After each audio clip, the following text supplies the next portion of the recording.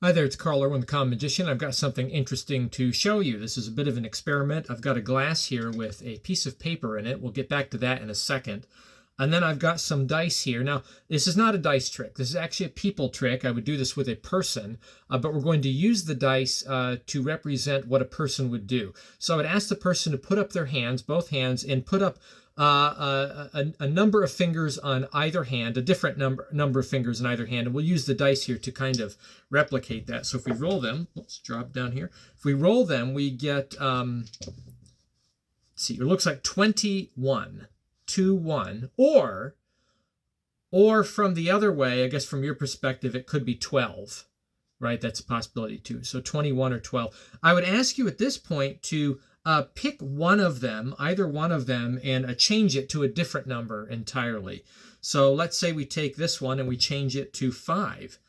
So in this case, we've got 51, or from the other perspective, you've got 15, right? 51 or 15. Now, I want to point out this could have been the other way. If you would have done it this way, let's say that this stayed as 2, and you change this one to 5, because you could have picked the other hand, right? That would have been, what, 25 or 52. Either way we look at it, we end up with a bunch of numbers, kind of big numbers here, 2-digit numbers, that can make a sequence of some kind. Now that brings me to this piece of paper that we have sitting in the glass, because the entire time I've had sitting out in the open here a piece of paper, one piece of paper. And this piece of paper is very, very interesting because what it has on it is a bunch of numbers. It's actually a lottery ticket. A lottery ticket. If we take a look at the ticket, you can see it's got an interesting sequence. This is a state lottery ticket, and you see it has 12, 15, 21, 25, 51, and 52, which is an exact match to the numbers that you freely selected. So this is just an example of something unrelated to the effect itself. This is my lottery ticket prediction, pick 6. And this is the very generic version of it. I have to say on this is available at Penguin for $10, a very clean lottery prediction where spectators can pick numbers outright. And there's a number of different ways to do this, depending on the way you want to carry the effect. And obviously it works on outs. That's in the ad copy, that's understood.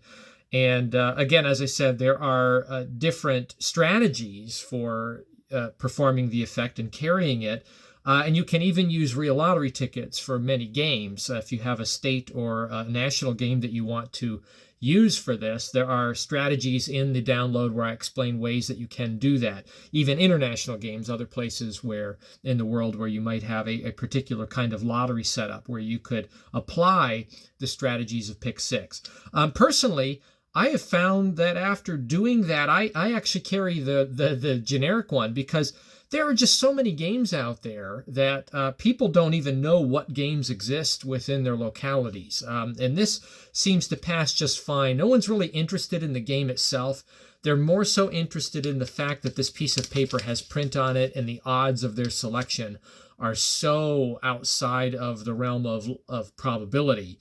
That is really where the interest lies. It's not really in the ticket itself or in the game. So I actually just carry the generic one now, and I do it in this way as I've presented. But what I want to point out here is that this is a very parlor-centric kind of way to do it, or a live show kind of way to accomplish it. You don't have to do exactly what I'm doing here, but I want to point out this idea that will hopefully lead to a sequence of videos based on what you respond with on something entirely different. My subject is the Sanada gimmick.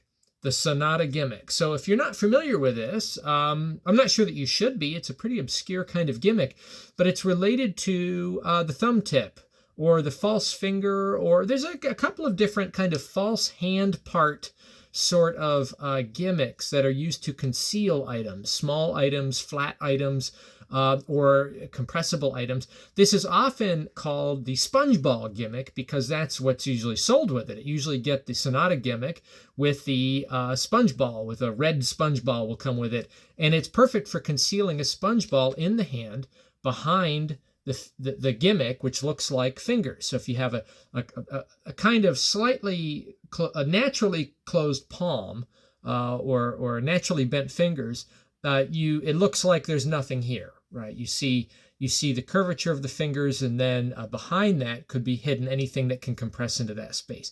So it's really good for sponge balls, for making a sponge ball appear from apparently nowhere, where you can apparently show hands empty, reach in and grab a sponge ball, or put it in the hand, squeeze, and then it's gone, and you can show that it has disappeared. I do not want to talk about sponge balls. Just like the 6-inch silk, as the 6-inch silk is to the thumb tip, so is the sponge ball to the Sanada gimmick. I'm not interested in that. I'm just not interested in bringing in a prop and using what is obviously a magic prop with the gimmick. I'm interested in ways that we can use the gimmick that are maybe more impromptu or out of the box, outside the box, I should say, or unorthodox. And that's what I'm asking you to give me. Put in the comments section below ways that you find that you can use a Sanada gimmick that are unrelated to the sponge ball or silk or anything like that, that we can maybe investigate in an ongoing series here, depending on what the response is. In this case, we're looking at the billet switch. This is a billet switch, so we have a prediction, but this was not the one that was sitting in the glass. This was one that was actually sitting in an index on my lap, and this is the one that was sitting in the glass. So I started with a prediction out here, which could have been hit by the spectator's actual decision making. And then I have an index down here of other outs that will work with whatever the spectator gives me. And once I know what I have to work with, I can very easily get the billet from the index and put it in my hand. Now, in a parlor situation or in a stand-up kind of stage show, this could be even more free than that, because you could have a servant back here where it's just laying out on a table, very much open to your view, and you can lean down, put your hands on the table, grab the billet and load it while you're right there in front of people, and it's not really known. Likewise, you could have the index in back pockets. You could put your hands behind your back, gesture to the audience, holding your hands out, talk like this, put your hand behind your back as you're talking to people, where you could retrieve the proper billet and load it into the Sanada gimmick, and then come out completely free, show hands fairly empty in a subtlety, and then here's the move. You take the billet that's in the glass and you dump it hands wide open into an otherwise empty hand. And you can show this right here. And then what you do is you reach out, grab the Sanada gimmick, you pull it back as you reach in and grab the switch in billet. Now in this case, I might take the glass and deposit it somewhere or put it away where I can ditch this. It's sitting at the table. I can immediately bring my hand back to the table as I bring the focus here and ditch both the gimmick and the billet that I don't need. And then I can show. So this is a use for the Sanada gimmick in a very, very clean kind of bill switch, where hands are apparently empty before the switch occurs. And after it occurs, there's no reason to show emptiness again. It's very easy to ditch. So that is one use for the Sanada gimmick. Not only is it easy to switch, but it's actually easy to load. Unlike a thumb tip, where I'd have to load a billet into the thumb tip if I had to pull from an index or from some other location, the Sanada gimmick is incredibly easy to load. I can have it always in the hand, have the billet in the index wherever it's at, and then I can simply grab it from the index and load it in, and it's there, and I'm ready to go. And I'm able to show in subtlety, hand empty as I dump in. And I'm readily available to be taken out. So that is this particular use of the Sanada gimmick. Please share in the comments section any other ways that you maybe use this, or maybe some brainstorming that you might have on what you might do with the Sanada gimmick. Again, unrelated to sponge balls. No sponge balls in this video. We'll look at other uses for this particular kind of gimmick. And the idea here is that if we can come up with several, this might become a gimmick you carry for impromptu use. Certainly packs very flat. It has a curvature to it, can sit right in the pocket. It's very easy to retrieve because it can be sitting in orientation. Put your hand in the pocket, come out, and you have it. And you might have uses for it that we might be able to investigate. So go ahead, put your comments in the comment section below. Any thoughts about how you might use this gimmick, and we will try to investigate some of those as we go forward. Good luck with that, and happy magicking.